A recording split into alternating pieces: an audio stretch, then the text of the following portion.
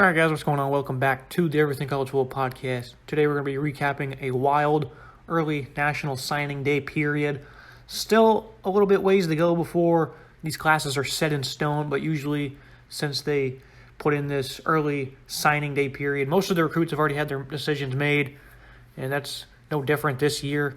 I think, starting with the biggest news on the day, Travis Hunter, the number one ranked recruit, flips from Florida State to FCS Jackson State.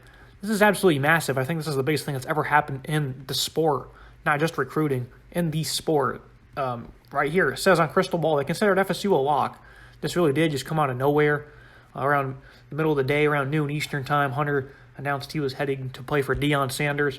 A lot of people are going to give him hate for this because, this is the number one ranked recruit. He should be able to go to an Alabama or a Clemson and play for a national championship for his 4 years of college. Obviously, he won't be doing that, playing for an FCS school, but going to play for an HBCU and Deion Sanders, that's how can you not win in that situation, playing for Deion Sanders as a cornerback? A win-win in my book. Winning is not everything. Building relationships, being in an enjoyable culture, being with a coach that you can relate to and learn a lot from. I think it's a win-win for both programs involved. Obviously, Hunter, he's not going to compete for national awards. He will be at FCS, but this is massive. Deion Sanders doing this proves that he can be a contender for a major head coaching job. If he can land at an FCS school, the number one ranked recruit, what he can do at an FBS school, it would be absolutely insane. Remember last year they had the 55th ranked class in all of college football. They pulled this off. They don't have very many recruits or commits for this current class, but they obviously have the number one in the entire country.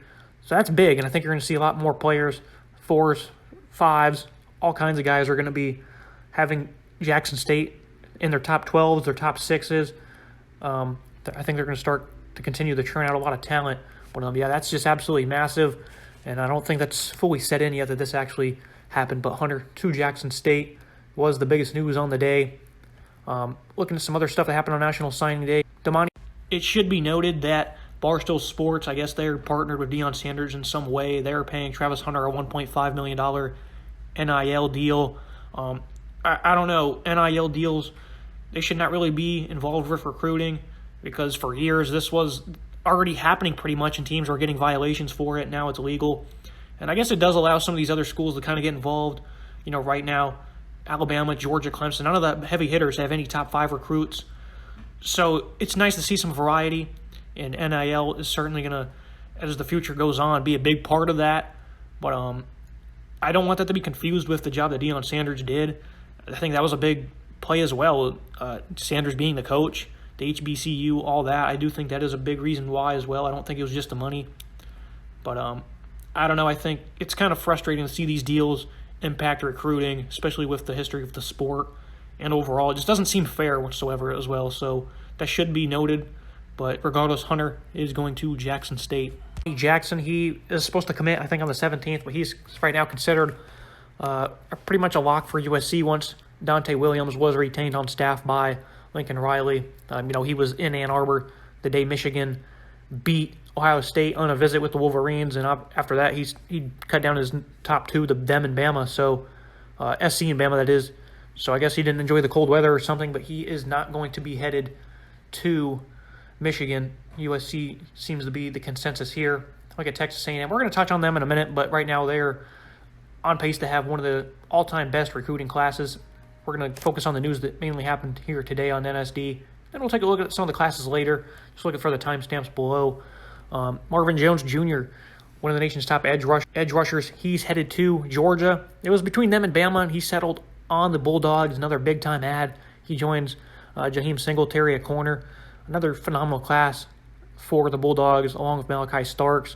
So they're really turning in some of the top recruits, as always, as you expected. Dan Lanning leaving obviously had no effect on anything.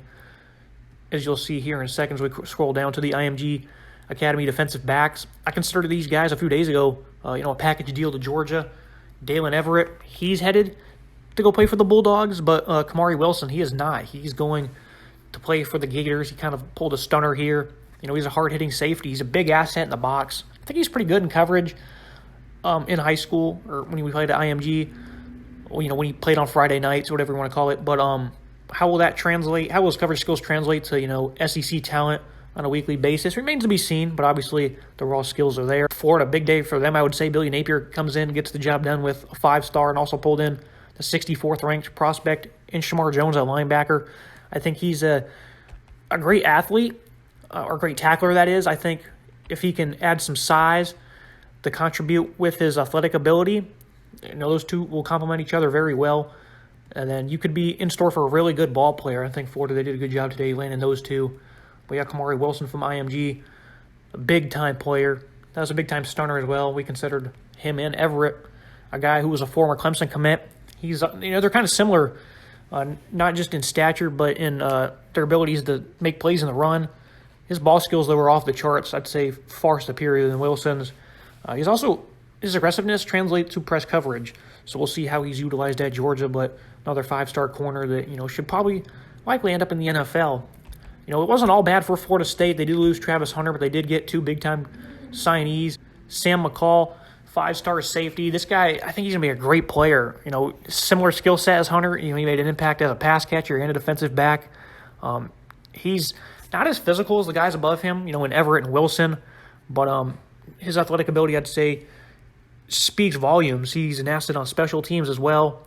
This is a big-time ad, especially when, right here the crystal ball was suggesting Billy Napier and Florida could make a play for him. He is going to go to Tallahassee. They also landed Zareth Thomas. He's the 4th-ranked athlete in the country, a 4-star. So I think they did a pretty good job of salvaging this class despite, Travis Hunter leaving. That's a big blow to them. But, Zareth Thomas is Sam McCall. 2 big-time players they landed.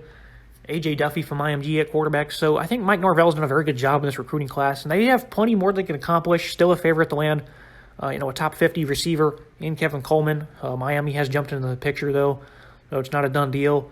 But they are currently the favorite for the 5th-ranked interior offensive lineman in Julian Armella. So I think Mike Norvell's got himself a nice little class here. Obviously, the prized possession in Hunter, he will not be coming to tally. But I think overall, the Knowles have done a pretty good job. They're still in the battle for Kendrick Waller as well, another athlete. So I think Florida State could potentially finish with a top 10 class. Relic Brown, he signed his letter of intent to play at USC, flipped from Oklahoma to the Trojans once Lincoln Riley decided to come to Los Angeles. The Aggies, they're having a big day, and they're hungry for more. N.A. White, the 3rd-ranked edge rusher in this class. He possesses crazy length. He also has elite athleticism. If he can get, coached up a bit in terms of technique and overall presence as a pass rusher, I think this guy's going to be a phenomenal ball player. He obviously has the talent, 6'5", 230. You could probably figure to add some more weight, too. This is a player I'm really excited to see what happens. The Aggies are absolutely stacked on the defensive side of the ball in this class. And, they've had phenomenal defenses each of the last 2 seasons. So we'll review their class here momentarily, but that was another big-time commit they snagged here on the early NSD period. The Bulldogs, you see they have the 41st and 42nd ranked players. They're also expected to get the 40th ranked in Ernest Green, one of the top interior offensive linemen in this class. So the Bulldogs, they're also still hungry for more. Shaz Preston, he announced today that he was going to be signing with Alabama. He's a competitive ball player. 24/7 Sports has him compared to Tylan Wallace. What that means is, he doesn't have a great speed, but he can win jump balls. He also has great vision to be an asset after the catch. He can be a vertical threat.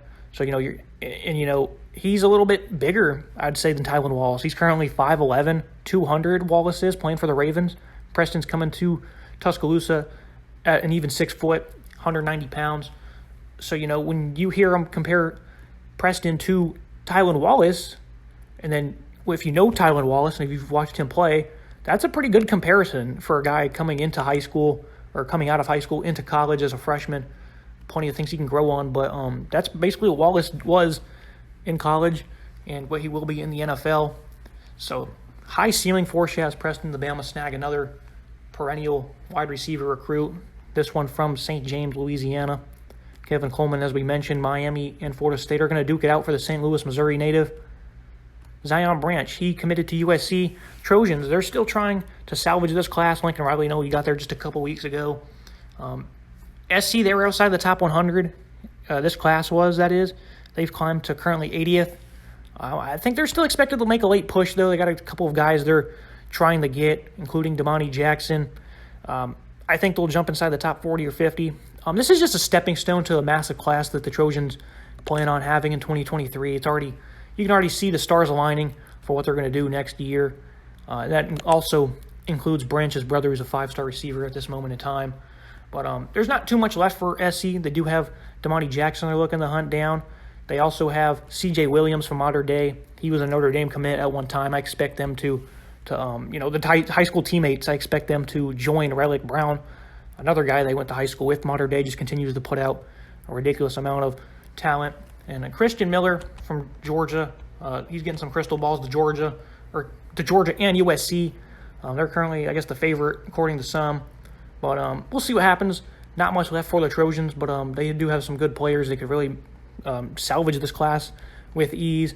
But I don't see them jumping higher than probably inside the top 40 or 50. Anthony Lucas, the Aggies continue to stack up their defensive line depth. He's the 50th ranked prospect. They landed him out of Scottsdale, Arizona.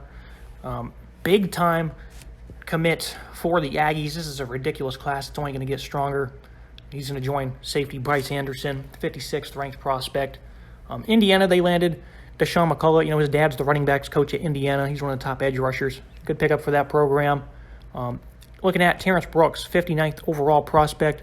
He's one of 3 guys that Steve Sarkisian and Texas were able to flip today. Xavier Bryce, he's a 3-star. He flipped from the Sooners to the Horns. They also got Ethan Burke, an edge rusher. He's a 3-star, 6'7", 225. I guess they just offered him a day or two ago. And he's an Austin native, and he opted to stay home as soon as they offered. Terence Brooks, a really good player in coverage, man zone. You can put him in whatever. Their defense kind of struggled this past year. I like what Pete Kwiatkowski's scheme is. It's complex. You kind of figured they would struggle a bit. And they're adding a lot of talent now. Texas, they currently have the 5th ranked class. So we'll go ahead and look at the team rankings. You look at the Horns, they've jumped to number 5. I really like this class that they have. And Kelvin Banks, Terrence Brooks, Brendan Thompson, they have some really good ball players. They're also in the hunt for Devon Campbell still. He's the 10th ranked the 10th ranked total player in this class, I believe. Yep, Campbell 10th. They're still the favorite to land him from Arlington. So the Horns are still looking to accomplish more. It's been a really good class for Steve Sarkisian and group. They have to win in-state recruiting to be competitive, and they're doing that right now. They're not doing it to the level the Aggies are. They're not no slouch either, I wouldn't say. This is a very good class for these guys. Looking at the Aggies, though, they currently sit at 319.5 points. 319.7 was the 5th highest class ever overall. And A&M, Bama, Georgia, these guys are all on pace to potentially all have top 5 classes all time in the 24/7 sports era. The Aggies, we were just talking about them. I've talked about them a lot, really, since the last week or so. These guys have had a phenomenal class. Walter Nolan, Evan Stewart, Harold Perkins, he's crystal balled to join them. He's going to be a great player in my eyes. Shamar Stewart, I think Miami might make a play for him, but right now they're still slated on the crystal ball to potentially lock down 2 top 10 players. They're also in the battle for another guy in Jacoby Matthews. He's the 36th ranked player, one of the top safeties. He's got to choose between them and LSU, it appears. But it was a big day for them, landing 2 top 50 players in Lucas and then Ine White. So a big day for the Aggies, and they're expected to continue to do more. I do think they will end up with the number 1 class in the 2022 cycle. You look at Alabama. For the most part, I think they're kind of done. They're still in some battles. They might even land Damani Jackson. But I think for the most part, they're pretty happy with the class they have. Julian Armella, they're still trying to land him from Florida State, who's currently the favorite right now. For the most part, Denver Harris, another guy that's probably going to end up with Texas A&M as well, that's popped up right here. They're still in a battle for him, though. The Tide are. But overall, I don't expect much more movement from this class. Kendrick Waller, he's a guy that's kind of got a few options here.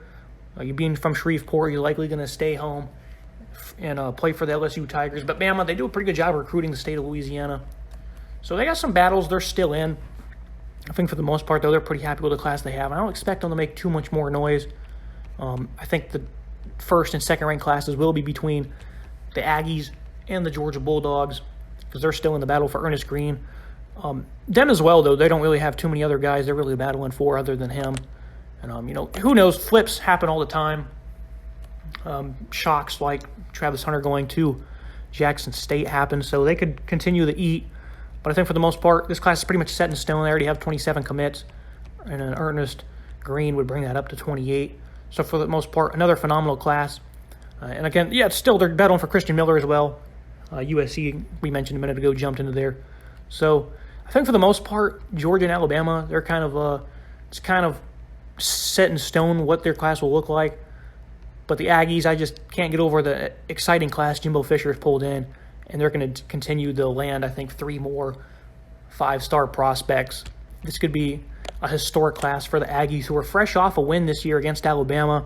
Looks like the gap is closing in the SEC West, which I think is good for football. Everyone loves a nice competitive battle. Unless you're a fan of one of those teams, then probably not. But I think they're still going to land Harold Perkins. Shamar Stewart, jury's still out on that. But I think him and Denver Harris are almost as good as gold for signing national letter of intent with the Aggies.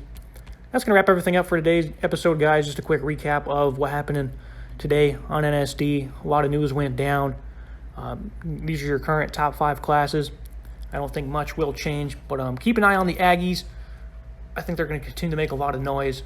This has been a very exciting cycle, and it's coming to a close here. Just got a lot of exciting battles left, but on February 3rd is the National Signing Day, and all these classes should be wrapped up by then. So that's going to be it. Make sure you like, subscribe. See you guys next time.